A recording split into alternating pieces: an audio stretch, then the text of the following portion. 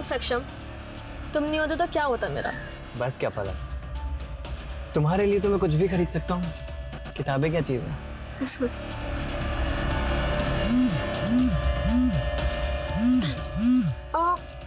पानी है क्या, प्यास लग रही है। पानी गाड़ी में तो नहीं है, मैं लेके आता हूँ। हाँ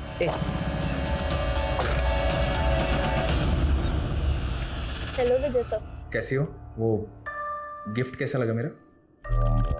बहुत अच्छा, आपका ही दिया हुआ टॉप पहन के आई हूँ। अच्छा sir, call you at night. या ओके, बाय।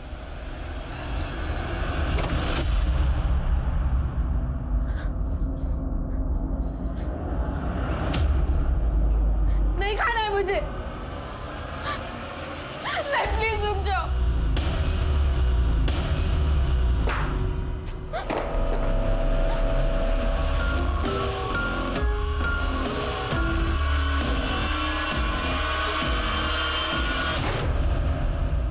सर 2 दिन हो गए हैं, कब मिलेगी हमारी बेटी? उसके साथ हमारे 11 साल की नातिन भी है सर। सर जरा हमारे बारे में सोचिए, रात को नींद नहीं आती, डरावने डरावने ख्याल आते हैं सर। आप देखिए, मैं आपकी हालत समझ सकता हूँ, आप बेफिक्र रहिए, वो दोनों जल्दी मिल जाएंगे। ये बताइए, क्या ये मुमकिन है कि मीना खुद अपनी मर्जी से कहीं चली गई? अरे नहीं सर, वो हमें बिना बताए कहीं क्यों जाएगी सर? हम एक जॉइंट अकाउंट खोलने उसे बिजनौर लेके जा रहे थे। जाते वक्त उसने तो बिजनौर के अपने सहेलियों को फोन करके भी बताया कि उनसे मिलने आने वाली है। अगर उसके मन में कुछ और होता सर तो वो ऐसा क्यों करती, आप ही बताइए सर।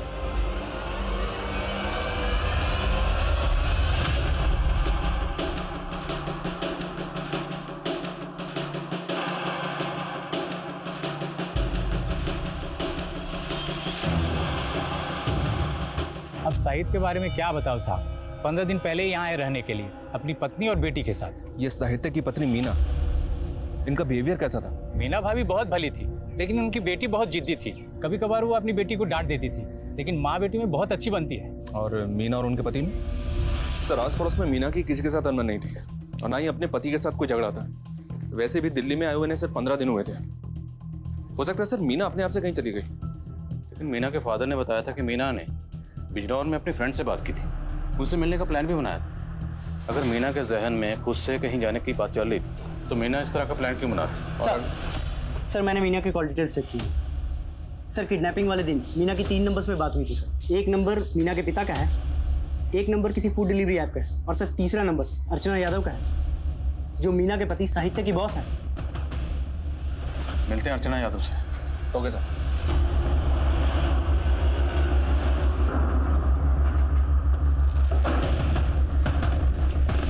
वैसे साहित्य काफ़ी सीधा इंसान है, काम के मामले में उससे ज़्यादा सीरियस और ऑनेस्ट इंसान मुझे आज तक कहीं नहीं दिखा। एक जगह SEETAPUR लिखा है सीतापुर। Yes sir. और ये देखिए एक जगह SITAPOOR लिखा है सीतापुर। सर पर नाम तो दोनों एक ही है ना? नाम एक है, पर बहस मत कीजिए, कल आइए ना। सर ये मेरा एप्लीकेशन। सॉरी सर, 4 बजे तक का वक्त था, यू आर लेट, कल आइए आप। सर ऐसा मत कीजिए, 4 बज के 1 ही मिनट तो हुआ है, मेरा बॉस मुझे नौकरी से निकाल देगा। देखिए सर, मैं कुछ नहीं कर सकता हूँ, रूल्स आर रूल्स, प्लीज़ कल आइए। तब तो साहित्य ने अपने इस रवैये की वजह से, जिस तरह से आप बता रही हैं कि एकदम रूल रेगुलेशन फॉलो करता है, काफ़ी लोगों को नाराज़ किया होगा, काफ़ी लोग उसे नापसंद करते होंगे। जी सर, इनफैक्ट उस पर एक इंक्वायरी भी चल रही है, जब वो लखनऊ में पोस्टेड था तब से। ऐसी इंक्वायरी? किसी ने कंप्लेंट कर दी ईडी को कि इसने रिश्वत ली है। अच्छा, जिस दिन साहित्य की बीवी मीना गायब हुई, मीना ने आपको कॉल किया था, क्या बात हुई थी? वो एक्चुअली अपने सारी फ्रेंड से मिलना चाह रही थी, उसने मुझे भी कन्विंस करने की कोशिश की कि मैं बिजनौर आ जाऊँ, बस यही बात हुई थी। मैम आपको क्या लगता है, साहित्य की वजह से इतने लोगों का काम अटका, टेंडर कैंसिल हुए, क्या उनमें से कोई साहित्य के परिवार के साथ ऐसा कुछ कर सकता है? सो पॉसिबल है, जब वो लखनऊ में पोस्टेड था, हो सकता है उसने दुश्मनी मोल ली हो किसी से और उसी ने ये किया हो। शर्मा सर, लखनऊ जाओ। लखनऊ में साहित्य जहाँ पोस्टर था, वहाँ रहते हुए उसने जितने भी टेंडर रिजेक्ट किए थे, सबकी लिस्ट बनाओ। Right sir. और सर ये साहित्य लखनऊ में जहाँ रहता था वहाँ भी इंक्वायरी करता हूँ। अगर वहाँ पे इसकी किसी के साथ दुश्मनी होगी तो इसके आस पड़ोस में कोई तो जानता होगा इसके बारे में। करेक्ट, पता करो सर।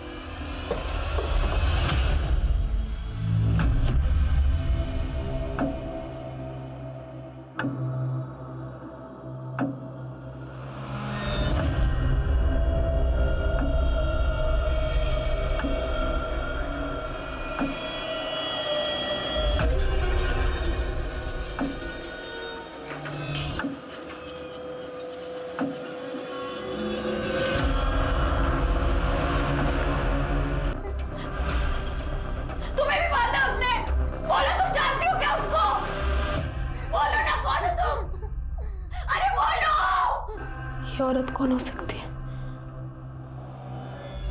कौन है वो आदमी जिसने हम दोनों को बंद कर रखा है? पलक, सुनना यार। तुझसे बात नहीं करनी, तू जा यहाँ से। अरे पिछले 1 घंटे से वेट कर रही हो, तू अब आ रहा है? अच्छा, तू जानती है कि मैं लेट क्यों हुआ? ये देख। फोन मेरे लिए? Thank you. एक सेकंड। यार ये तुम्हारा फोन हमेशा गलत टाइम पे बजता है। यार पापा का कॉल है, बस 1 सेकंड। जी पापा। पलक बेटा, मैंने 5,000 रुपए भेजे हैं, किराया चुका देना। अब बहुत जल्दी कोचिंग की फीस भी भेज दूंगा, बस तू मन लगा के पढ़ाई कर। जी पापा, मन लगा के पढ़ाई करूंगी। जी। डैडी को क्यों परेशान कर रही है तू? पैसे चाहिए ट्यूशन के लिए, उससे ले ले।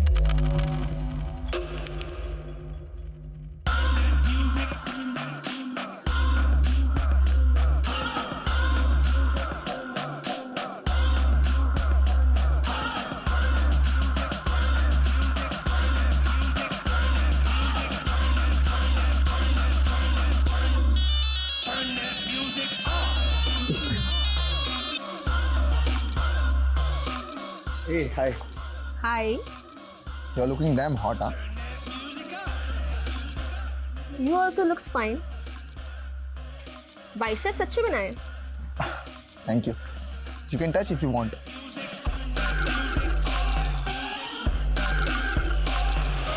Not bad. Rocky. पलक। ए रोकी, दूर रह, मेरी बंदी है। अबे तेरी बंदी खुद मुझे भाव दे रही है, इशारा समझ उसका। और तेरा ना सिर्फ नाम सक्षम है, काम में नहीं। अबे ओए, सक्षम। ज्यादा मत बोलियो, समझा ना? वरना आया कार में है, जाएगा एम्बुलेंस में। सक्षम चुप हो। तुम चलो मेरे साथ।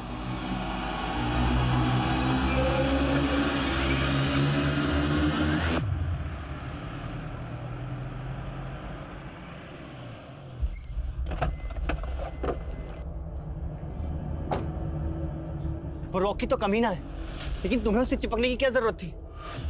सक्षम देखो, ऐसा कुछ भी नहीं हुआ है। अभी बहुत रात हो गई, तुम घर जाओ, हम इस टॉपिक पे कल भी बात कर सकते हैं। एंड यू नो ना I love you.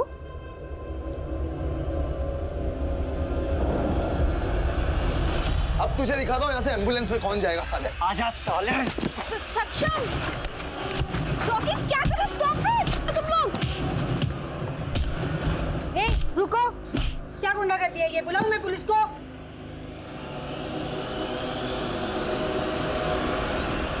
Ma'am please, ma'am आप मेरी एक बार बात तो सुनिए। मुझे कुछ नहीं सुनना पलक, तुम्हारे पेरेंट्स को इन्फॉर्म कर दिया है, तुम यहाँ नहीं रह सकती, जाओ। मैम प्लीज मेरी एक बार बात सुन लीजिए। मैम प्लीज मेरी।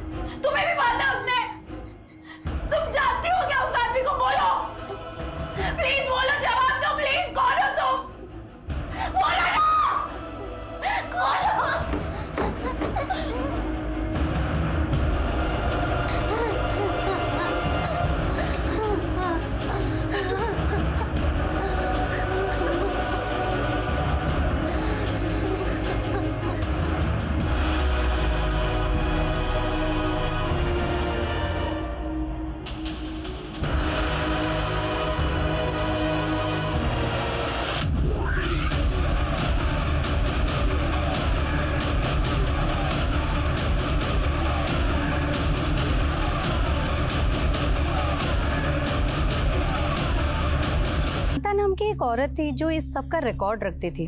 कांता और मीना, इन दोनों की आपस में बहुत अच्छी बनती थी। एक दिन कांता गायब हो गई और फिर नंदिनी के पति योगेश ने बहुत बवाल खड़ा किया था। झूठ मत बोल मीना, तू भी मिली हुई है ना उस कांता से? तेरे भरोसे पर अपनी सारी बचत के पैसे जमा किए थे हमने। योगेश भाई, कांता ने धोखा दिया, उसमें मेरी क्या गलती? मेरे पहले से वो यहाँ रहती थी ना, आप सब तो जानते थे उसे। लेकिन तुम लोग गुपचुप तरीके से मिलते थे। कांता के गायब होने से पहले भी तुम उससे मिली थी एक बार। अरे लेकिन उसका मतलब ये तो नहीं कि मतलब कुछ नहीं, हमें हमारे पैसे चाहिए बस। मेरे पास कोई पैसे नहीं है योगेश। पैसे वापस कर वरना मैं तेरी जान से मार दूंगा। पैसे वापस कर मेरे, मुझे नहीं पता। पैसे वापस कर, पैसे वापस कर मेरे, पैसे वापस कर, पैसे वापस कर, पैसे वापस कर, मुझे मेरे पैसे वापस कर, मुझे नहीं पता। मेरे पैसे वापस दे, मेरे पैसे वापस दे, पुलिस को पैसे वापस दे, पैसे वापस कर मेरे। ये योगेश रहता कहाँ है? वो सब तो कुछ महीनों पहले दिल्ली शिफ्ट हो गए। ये योगेश दिल्ली में कहाँ रहता है पता है आपको? नहीं, ये तो नहीं पता।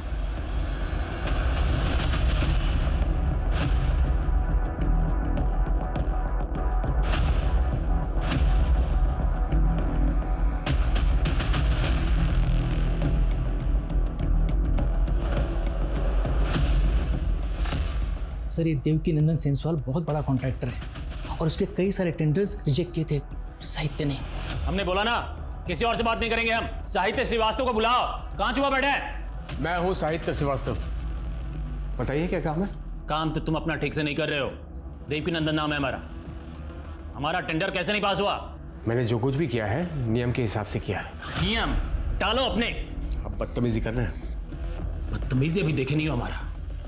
अरे जो बार बार नियम नियम कर रहे हो ना, ये नियम तुम्हें बहुत जल्द यम के पास ले जाएगा। मैं आपकी धमकी से डरने वाला नहीं हूं। अब देखना, तू डरेगा भी और रोएगा भी। और यही हुआ सर, क्योंकि उसके बाद साहित्य पे ईडी में फाइल कंप्लेंट की गई और उसे सस्पेंड भी कर दिया गया। और ये सब देवकी नंदन की धमकी के बाद हुआ? जी सर, लेकिन इतना ही नहीं हुआ सर, उस पर हमला भी हुआ था। साला ज्यादा हीरो बनने का शौक ही तेरे को।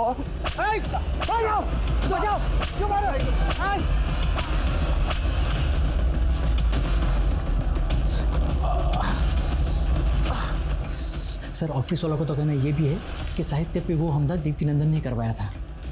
और इसी के बाद साहित्य का ट्रांसफर दिल्ली हुआ? जी सर, उसने साहित्य का ट्रांसफर दिल्ली इसलिए करवाया ताकि वो उसे ह्यूमिलेट कर सके।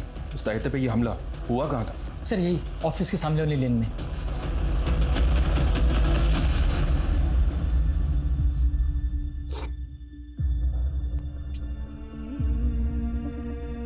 मीना, तुम जहां भी हो प्लीज लौट आओ। अगर मुझसे कुछ गलती हो गई हो तो आई एम सॉरी। प्लीज नव्या को लेकर आ जाओ प्लीज। मैं क्या करूं मीना? मैंने पुलिस को फोन करके शिकायत दर्ज की ना, अब वो देख लेंगे योगेश को। अब ये सामान अंदर रखो प्लीज। अरे कैसे मर्द हो तुम? तुम्हारी बीवी पे हमला हुआ, मेरी जान जा सकती थी, मेरा गला दबाया गया और तुम्हारा खून नहीं खोला मुझे देखकर। मैं क्या करूं? वो पुलिस का काम है, पुलिस को करने दो। देखो मैं कानून हाथ में नहीं ले सकता। ये सब बंद करो प्लीज, सामान अंदर रखो। जो आदमी अपनी पत्नी की रक्षा नहीं कर सकता, ऐसे पति के साथ मुझे नहीं रहना। चल नव्या। जिद मत करो प्लीज, रुक जाओ। चल नव्या। मीना प्लीज रुक जाओ। मीना प्लीज रुक जाओ। मीना प्लीज वापस आ जाओ नव्या को लेकर। मीना तुम पहले जब भी गई वापस आई, इस बार भी आ जाओ। सर ये लड़का जिसने साहित्य की पिटाई की थी, लखनऊ पुलिस उसकी तलाश कर रही है। लखनऊ पुलिस से बात की मैंने। पर योगेश का क्या हुआ जिसका मीना से झगड़ा हुआ था? फिर पता चला कहाँ हो? अभी तक तो नहीं सर, पता कर रहे हैं। इस देवकी नंदन से ही मिलना पड़ेगा, लेकिन पहले साहित्य से मिलते हैं।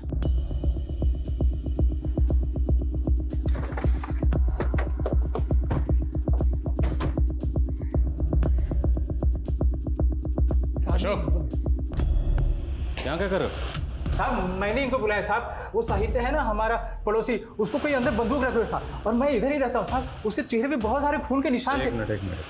अब पहले सांस लीजिए, फिर तफसील से बताइए क्या देखा आपने। साहब मैं सब्जी लेके बाजार से आ रहा था, बाहर एक काले रंग की गाड़ी खड़ी थी, गेट पे गाड़ी लगा दिया। अक्कल नाम की चीज ही नहीं है। अरे फिर मैं ना अंदर साहित्य के घर से टूटे फूटे की आवाज़ सुनी। जब मैं आया तो दरवाजे को धक्का दिया, लेकिन दरवाजा खुला नहीं। फिर मैं खिड़की से देखा तो साहित्य को ना कोई बंदूक रखे हुआ था सर पे और उसके चेहरे पे मार के निशान थे।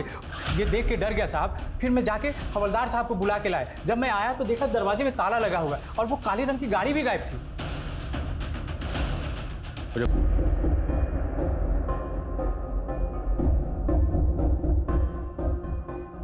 सर इतने खून के धब्बे? साहित्य को बहुत बुरी तरह से पीटा होगा उसने। पहले साहित्य की बीवी और बेटी को गायब किया गया। मुमकिन है ये सब किसी एक ही शख्स का काम हो, पर ऐसा कौन है जो साहित्य और उसके परिवार के पीछे इतनी बुरी तरह से पड़ा हुआ है?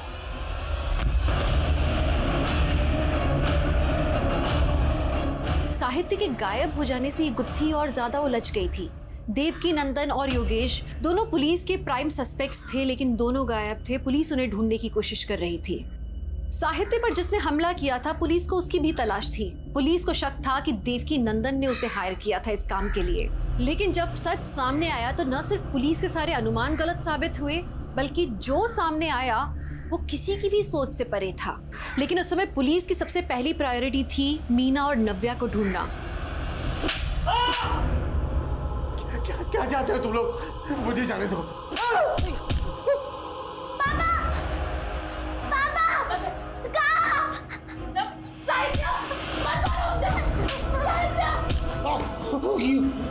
क्यों मार रहे मुझे?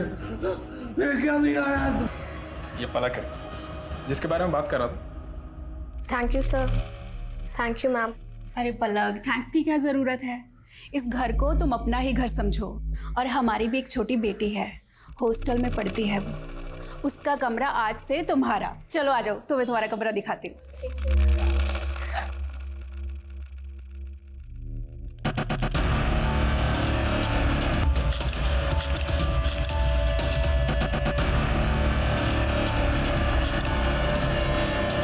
मुझे कुछ पैसे चाहिए थे, शॉपिंग करनी है, देना जरा। यार इस महीने बहुत खर्चा हो गया, नेक्स्ट मंथ। तुम ना हर महीने ऐसे ही करते हो। इस बार तो मैं खर्चा कर देती हूँ और मंथली खर्चे के साथ मुझे मेरे पैसे वापस चाहिए। हाँ हाँ ठीक है, ले लेना। विजय सर 2000 रुपये ले रही हूँ, ज़रूरत है मुझे।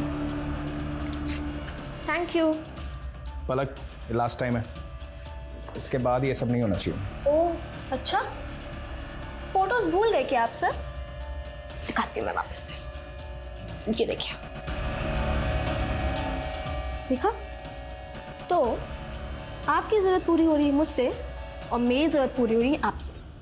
तो अगली बार कुछ बोलने से पहले सोच लीजिएगा कि कहीं ये फोटोज मैंने आपकी वाइफ और बेटी को नहीं औकात मेरे जान से मार दूंगा तुझे। बहुत नौटंकी हो गई तेरी, समझी तू? विजय सर, क्या कर रहे हैं? छोड़ मुझे। विजय, क्या कर रहा है ये तू? मैंने कुछ नहीं किया, ये पकड़ के खींची मुझे वहाँ। नौटंकी है बहुत बड़ी। ये इतने दिनों से मुझे ब्लैकमेल करके मेरे साथ गलत काम कर रहे थे। मेरे पास फोटोज है और जब आज मैंने इनके साथ ये सब करने के लिए मना किया तो रहने का ठिकाना दे, तेरे को छोड़। घटिया आदमी, छोड़ूंगा नहीं तुझे।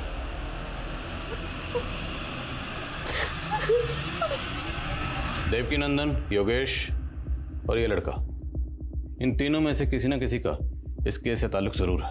सर कहाँ? सर मैंने साहित्य के घर और किडनैपिंग एरिया दोनों जगह के डम डेटा स्कैन किए। सर वहाँ पे 3 नंबर्स ऐसे मिले हैं जो मीना के गायब होने के वक्त भी वहाँ एक्टिव थे, और सर जब कल साहित्य गायब हुआ तब भी वहाँ एक्टिव थे। सर पहला नंबर ये विजय तिवारी है सर, लखनऊ का रहने वाला है। सर्विस प्रोवाइडर को जो इसने एड्रेस दिया था सर अभी वहाँ नहीं रहता है। और सर दूसरा नंबर देवकी नंदन का है, और सर तीसरा नंबर इस लड़के का है, सक्षम नाम है सर इसका, और ये भी लखनऊ का रहने वाला है। इस सक्षम का एड्रेस लोकल पुलिस को दो और देवकी नंदन और योगेश उठाओ दोनों को। सर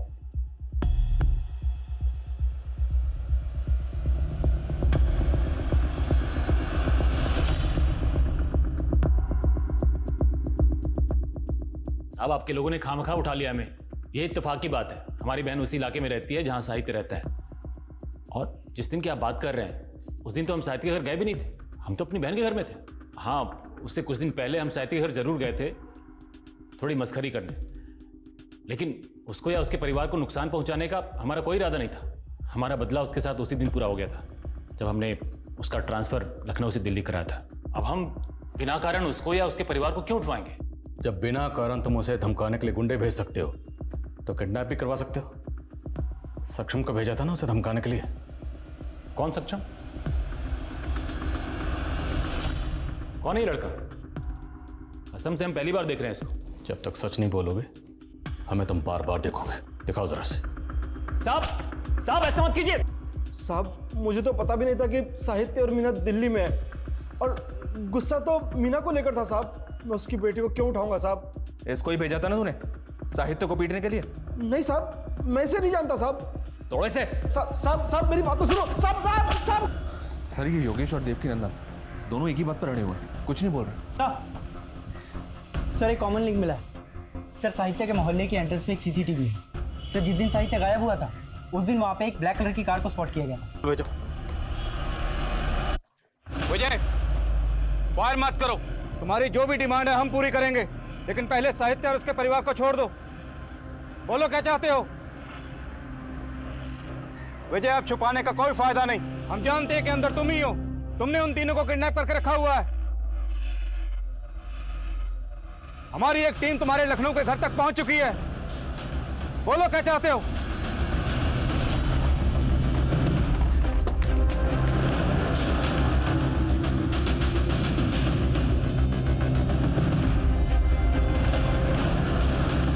अच्छा किया आप लोग आ गए, मैं आप ही को फोन करने वाला था। कल से बहुत बदबू आ रही है। कौन कौन रहता है यहाँ पर? विजय तिवारी जी और उनकी वाइफ। भाभी जी तो बहुत दिन से दिखाई नहीं थी और विजय जी भी गायब हैं। विजय, मुझसे बात करो।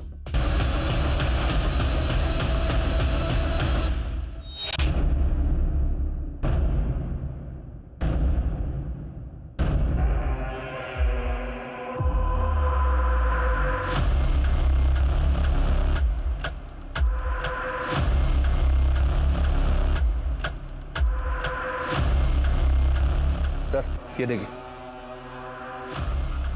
अगर चारों की जिंदगी बचाना चाहते हो तो चुपचाप यहाँ से चले जाओ। चारों? सर कहीं वो चौथा आदमी मीना के फादर कृष्णकांत तो नहीं? सर रिपोर्ट लिखवाने के बाद वो एक बार ही पुलिस स्टेशन आए, उसके बाद ना वो आया ना उनका कोई phone. Try to call him.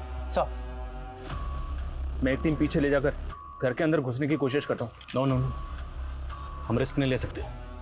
अभी हमें कुछ पता नहीं कि विजय के साथ उसके अलावा और कितने लोग। Can't take this risk. अभी यहीं रहो, बट एक टीम तैयार रखो अपने साथ। Okay sir. मैं बस यही कहना है। आई एम सॉरी, मुझे माफ कर दो। मैं लकीली कुछ नहीं कर पा रहा हूँ। पुलिस आ गई है साहित्य, अब हमें डरने की कोई जरूरत नहीं है। नहीं, तुम नहीं जानती हो, आदमी बहुत खतरनाक है। वो खुद को बचाने के लिए समझ नहीं हो मेरी बात। वो आ गया, हमें जी नहीं होगा। मैं आऊँगा।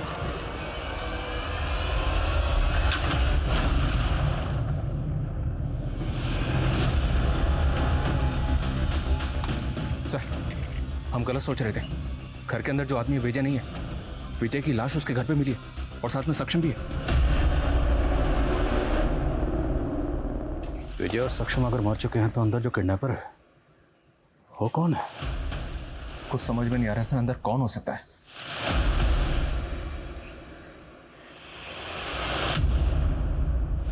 ऐसा श्योर।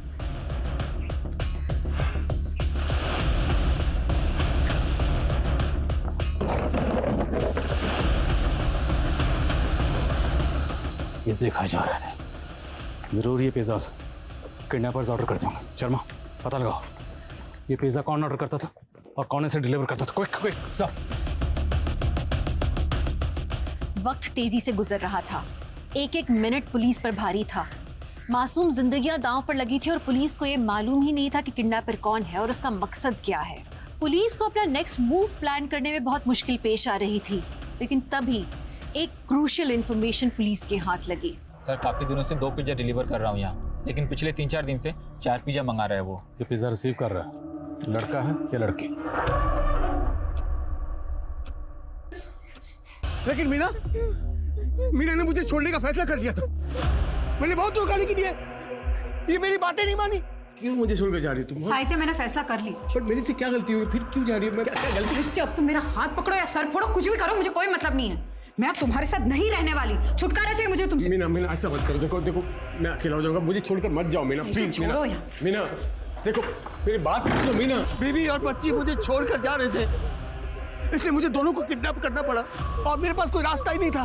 लेकिन इंस्पेक्टर, अब हो गया ना, ये हमारा अंदरूनी मामला है। आप पुलिस वालों का क्या काम? अब क्या, जाओ आप जाओ।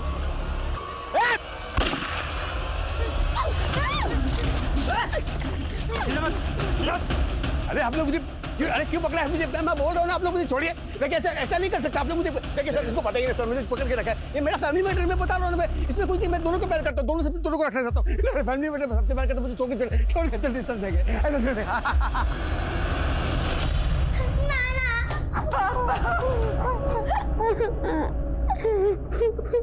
साहित्य इस वक्त जुडिशियल कस्टडी में है और पुलिस जल्दी ही उसके खिलाफ चार्जशीट फाइल करेगी। साहित्य को पता लग गया था कि मीना उसे छोड़कर जाने वाली थी और पलक ने भी उसके साथ रहने के लिए इनकार कर दिया था। साहित्य इस रिजेक्शन को बर्दाश्त नहीं कर पाया और ये शायद उसकी ट्रॉमेटिक बचपन के कारण था। बचपन में अपने पिता, उसके बाद अपनी माँ के द्वारा ठुकराए जाने के बाद साहित्य की स्थिति ठीक नहीं थी। उसे लगता था कि हर कोई उसे ठुकरा देता है, उसका तिरस्कार करता है। अकेले रह जाने का डर साहित्य के दिमाग पर हावी हो गया और जब मीना ने उसे छोड़ने की बात की, पलक ने उसका प्यार ठुकरा दिया, तो ये डर दोबारा जागृत हो गया। साहित्य मीना और पलक को अपना बनाकर रखना चाहता था और अपनी इस नामुमकिन सी ख्वाहिश को पूरा करने के लिए जो उसने रास्ता अपनाया वो न सिर्फ अनैतिक था बल्कि अमानवीय भी था। उसने उन्हीं लोगों की जान खतरे में डाली जिनसे वो प्यार करता था। तो अब मैं दिव्यांका त्रिपाठी दहिया लेती हूँ आपसे विदा। फिर मिलूंगी एक और हैरत अंगेज करने वाली कहानी के साथ। आप देखते रहिए क्राइम पेट्रोल सतर्क। जय हिंद।